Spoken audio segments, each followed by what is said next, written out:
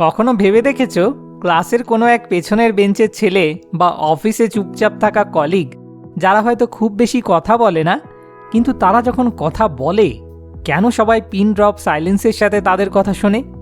অন্যদিকে কেউ কেউ সারাদিন চেঁচিয়েও কারো অ্যাটেনশন পায় না। কেন এমন হয়? এটা কি ম্যাজিক? না, এটা পিওর হিউম্যান সাইকোলজি। বাস্তবতা হলো, যারা প্রকৃত সম্মান বা রেসপেক্ট পান তারা সেটা জোর করে আদায় করেন না। তারা জানেন যে এটা একটা সাইকোলজিক্যাল গেম। মানুষের ব্রেন এমনভাবে প্রোগ্রাম করা যে নির্দিষ্ট কিছু ব্যবহারের সামনে সে অটোমেটিক্যালি মাথা নত করতে বাধ্য হয়। এই মানুষগুলো সেই সাইকোলজিক্যাল ট্রিগারগুলো জানেন বলেই তাদেরকে সম্মানের পেছনে দৌড়াতে হয় না, বরং সম্মান তাদের পেছনে দৌড়ায়। আজ এই ভিডিও শেষে সাইকোলজির এমন একটা ডার্ক ট্রুথ তুমি জানতে পারবে, যেটা বুঝলে তোমার কাছে এটা পরিষ্কার হয়ে যাবে যে কেন সম্মান অর্জন করাটা একটা গেম ছাড়া আর কিছুই না। সো চলো দেখে নেওয়া যাক সেই সাইকোলজিগুলো যা এই বিশেষ মানুষরা অ্যাপ্লাই করেন, যার ফলে অন্যরা তাদের অটোমেটিক্যালি রেসপেক্ট করতে বাধ্য হয়। Smart idea number 1, the scarcity principle. ইকোনমিক্সের একটা বেসিক সূত্র হলো, যে জিনিসের সাপ্লাই বেশি তার ভ্যালু কম। ঠিক এই সাইকোলজিটাই এই মানুষদের সম্মানের ক্ষেত্রেও খাটে। আমরা অনেকেই ভাবি সবার জন্য সবসময় অ্যাভেলেবেল থাকলেই মানুষ ভালোবাসবে, কিন্তু সাইকোলজি বলছে উল্টো কথা। যারা প্রকৃত সম্মানিত ব্যক্তি তারা কখনোই সবার জন্য সবসময় অ্যাভেলেবেল থাকেন না। তারা জানেন সবসময় লভ্য হলে মানুষের সাবকনশিয়াস মাইন্ড তাদেরকে লো ভ্যালু বা সস্তা হিসেবে ট্যাগ করে দেয়। উদাহরণ হিসেবে রতন টাটার কথা ভাবো। তিনি চাইলেই প্রতিদিন মিডিয়ার সামনে আসতে পারতেন, সব বিষয়ে মন্তব্য করতে পারতেন, কিন্তু তিনি সেটা করতেন না। তিনি খুব কম কথা বলতেন এবং খুব কমই জনসমক্ষে আসতেন। আর ঠিক এই কারণেই যখন তিনি সামান্য একটা টুইটও করতেন বা কোনো কথা বলতেন, তখন পুরো দেশ সেটা শোনার জন্য অপেক্ষা করত। এটাই হলো স্কারসিটির ক্ষমতা। তাই তারা কখনোই পিপল প্লিজার হন না। তারা নিজেদের বাউন্ডারি সেট করেন এবং প্রয়োজনে না বলতে জানেন। তারা এভাবেই নিজেদের স্কারসিটি বা দুষ্প্রাপ্যতা তৈরি করেন। মানুষ সেই জিনিসকেই সম্মান করে যা সহজে পাওয়া যায় না। নিজেদের ভ্যালু বাড়াতে তারা নিজেদের অ্যাক্সেস লিমিটেড রাখেন। Smart idea number 2, primal brain hack. মানুষের ব্রেনের একটা আদিম অংশ আছে যাকে বলা হয় রেপটিলিয়ান ব্রেন। এই অংশটা কোনো লজিক বোঝে না, শুধু সিগন্যাল বোঝে। যারা দুর্বল বা কম আত্মবিশ্বাসী তারা কুঁজো হয়ে বা মাটির দিকে তাকিয়ে হাঁটেন। ফলে অন্যের ব্রেন তাদের দুর্বল বা শিকার হিসেবে ক্যাটাগরাইজ করে। কিন্তু যারা সম্মান পান তারা যখন হাঁটেন কাঁধ সোজা রেখে মাথা উঁচু করে এবং ধীর স্থিরভাবে হাঁটেন। এভাবেই তারা উইনার এফেক্ট তৈরি করেন। ফিল্ড মার্শাল শ্যাম বাহাদুরের ব্যক্তিত্ব লক্ষ্য করেছ?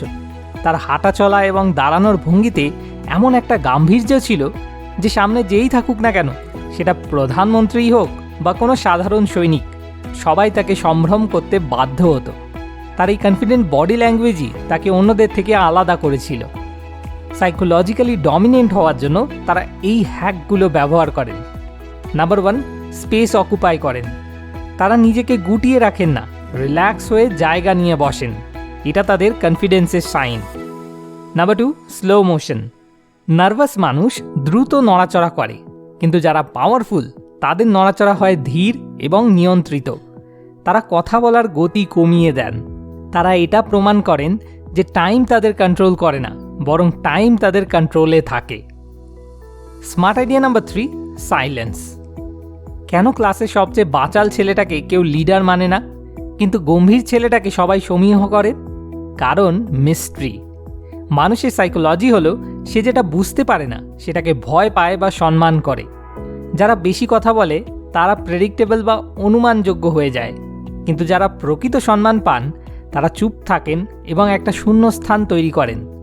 এর সেরা উদাহরণ হলেন MS ধোনি। মাঠে যখন চরম উত্তেজনা, বোলাররা নার্ভাস, তখন ধোনিকে দেখেছ? একদম শান্ত। তিনি উইকেটের পেছনে দাঁড়িয়ে চুপচাপ অবজার্ভ করেন। তার এই নীরবতা বিপক্ষ দলকে কনফিউজ করে দেয় এবং নিজের দলকে ভরসা যোগায়। তিনি বেশি কথা বলে শক্তি ক্ষয় করেন না, বরং সাইলেন্স দিয়ে পরিস্থিতি কন্ট্রোল করেন। তাই তর্কের সময় বা আড্ডায় তারা হুট করে কথা বলেন না, তারা অবজার্ভ করেন, তারা পাওয়ার অফ সাইলেন্স ফলো করেন। তারা যখন চুপ থাকেন তখন সামনের মানুষটা অস্বস্তিতে পড়ে এবং তাদের ইমপ্রেস করার জন্য উল্টে বেশি কথা বলতে শুরু করেন, আর ঠিক তখনই তারা কন্ট্রোলটা নিয়ে নেন। Smart idea number 4, the psychology of consistency and trust. মানুষ কেন লিডারদের ফলো করে? কারণ মানুষ নিরাপত্তা চায়, আর নিরাপত্তা আসে বিশ্বাসযোগ্যতা থেকে। কেউ যদি আজ এক কথা বলে আর কালকে আর এক কাজ করে, তাহলে মানুষের ব্রেন তাকে অনির্ভরযোগ্য হিসেবে মার্ক করবে। কিন্তু যারা সম্মানিত ব্যক্তি, তাদের কথা এবং কাজে মিল থাকে, ফলে মানুষ তাদের অবচেতনভাবেই বিশ্বাস করতে শুরু করে। রাহুল দ্রাবিড়কে কেন দ্য ওয়াল বলা হতো? শুধু কি ভালো ব্যাটিংয়ের জন্য? না, কারণ ছিল তার কনসিস্টেন্সি। দল জানতো দ্রাবিড় ক্রিজে আছেন মানে আমরা নিরাপদ। তিনি যা বলতেন মাঠে নেমে সেটাই করে দেখাতেন। তার এই নির্ভরযোগ্যতাই তাকে আজীবন সম্মান এনে দিয়েছে। সাইকোলজিক্যালি ট্রাস্ট তৈরির সেরা উপায় হিসেবে তারা ছোট ছোট কথা দিয়ে সেটা রাখেন। তারা যদি বলেন 5টায় আসবো, তবে তারা ঠিক 5টায় আসেন। এটা শুধু পাংচুয়ালিটি না, এটা একটা সাইকোলজিক্যাল সিগন্যাল যে এই মানুষটা যা বলেন তাই করেন। আর এই বিশ্বাস থেকেই জন্ম নেয় গভীর respect. Smart idea number 5, competence hierarchy. বিবর্তনের শুরু থেকেই মানুষ তাদেরকেই সম্মান দিয়ে এসেছে যারা বুদ্ধিমান বা শক্তিশালী, অর্থাৎ দক্ষতা বা কম্পিটেন্স। আজকের দিনেও সাইকোলজি একই। দেখতে কেমন বা ব্যবহার কত ভালো সেটা দিয়ে সাময়িক ভালো লাগা তৈরি হতে পারে, কিন্তু গভীর রেসপেক্ট আসে দক্ষতা থেকে। মানুষ অবচেতনভাবেই তাদের সম্মান করে যারা কোনো একটা বিষয়ে মাস্টার। ডক্টর এপিজে আব্দুল কালামের কথা ভাবো। তার হেয়ার স্টাইল বা পোশাক আশাক কোনো সুপারস্টারের মতো ছিল না, কিন্তু তিনি যখন কোনো রুমে প্রবেশ করতেন সবাই দাঁড়িয়ে যেত। কেন? কারণ তিনি ছিলেন মিসাইল ম্যান। তার জ্ঞানের গভীরতা এবং কাজের দক্ষতা বা কম্পিটেন্স এতটাই উঁচুতে ছিল যে সম্মান সেখানে বাই প্রোডাক্ট হিসেবে চলে আসতো। তাই এই মানুষরা সব বিষয়ে মাস্টার হওয়ার চেষ্টা করেন না, তারা একটা নির্দিষ্ট স্কিল বেছে নেন এবং সেটাতে সেরা হন। কারণ তখন তাদের কনফিডেন্স ফেক করতে হয় না, সেটা ভেতর থেকে রেডিয়েট করে। আমরা এতক্ষণ যা যা আলোচনা করলাম সবই অন্যের ব্রেনকে ম্যানিপুলেট করার টেকনিক, কিন্তু আসল সাইকোলজিটা অন্যের না, তাদের নিজেদের ব্রেনের ভেতরে কাজ করে। যারা সম্মান পান তারা অন্যকে ইমপ্রেস করার জন্য ভান করেন না, কারণ সাবকনশিয়াস মাইন্ড জানে কোনটা ফেক, ফলে কনফিডেন্স নড়বড়ে হয়ে যায়। তাই এই মানুষরা নিজেকে রেসপেক্ট করেন, নিজেদের বাউন্ডারি নিজেরা মানেন এবং নিজেদের স্কিলের ওপর কাজ করেন। তখন তাদের ব্রেনই তাদের হাই ভ্যালু পারসন হিসাবে মেনে নেয়।